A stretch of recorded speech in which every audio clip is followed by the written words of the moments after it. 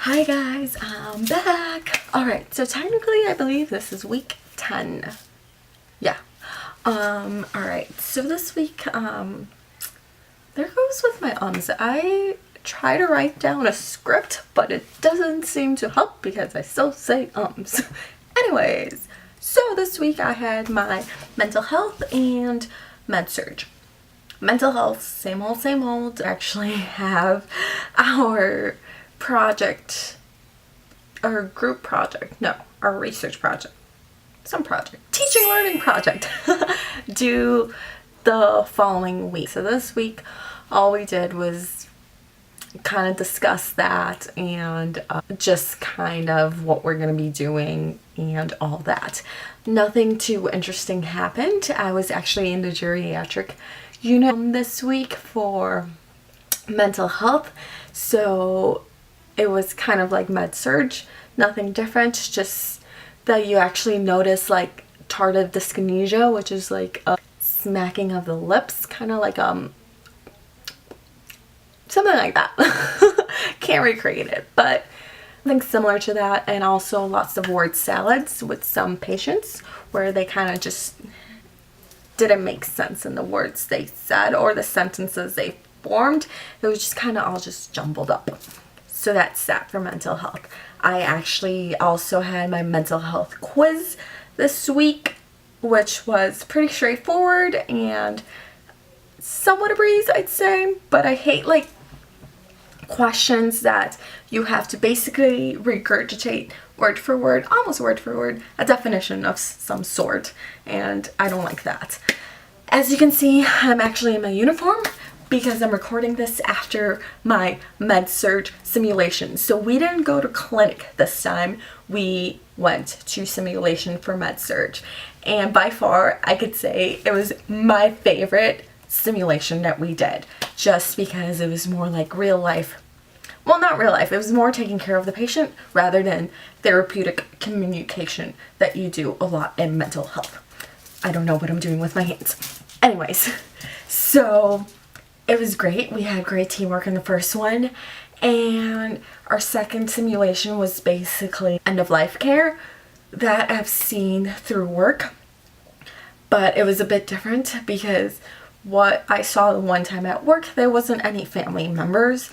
This time there was a family member, so there was therapeutic communication to that family member as their family member is dying. That was hard. It was tough.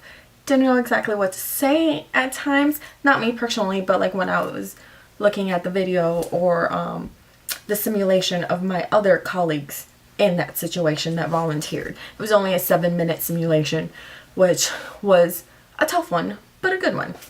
And then our third simulation was a code blue.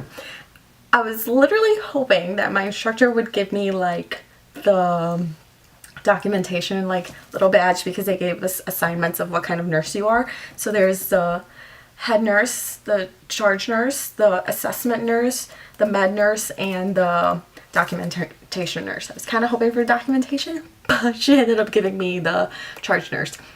Yeah, let's just say my patient didn't make it. But it was interesting. It was a great learning experience. As soon as we went into the setting, they gave us the report of this patient and what to expect. I was in the mindset that, hey, let's take a blood sugar first.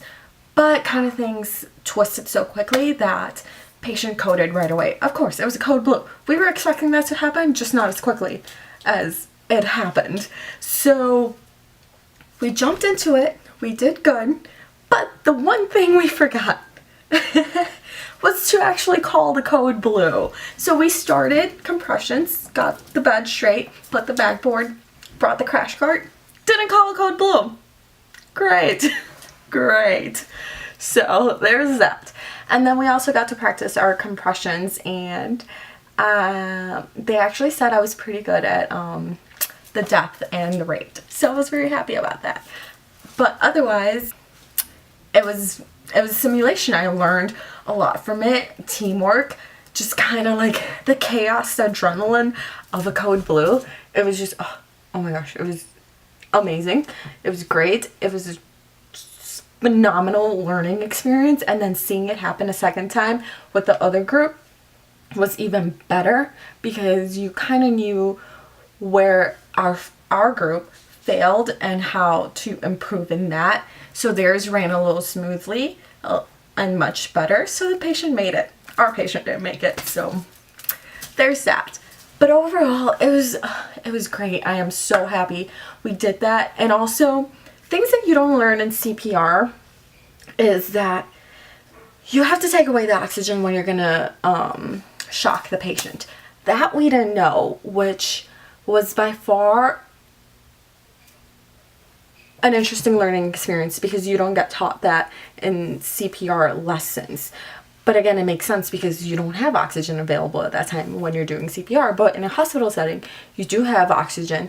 And if that oxygen is going or on the patient while they're defibrillating them, it can literally have them catch on fire. Crazy, right? Learning new things all the time. But otherwise, great experience. Had lots of fun. And can't wait for next week, which I think it's a lighter week. I think I only have my ATI exam, and then I believe the following week I have my mental health exam, which I need to study for super hard because I did not, as you guys remember, do well in my first exam. So gonna aim for that A for my next exam. So yeah. So you guys have a wonderful day. So far, so good. Just comment, subscribe, turn on the bell notification so you know when my next video is, and tell others about me too so I can gain more subscribers. Alright, you guys have a wonderful day.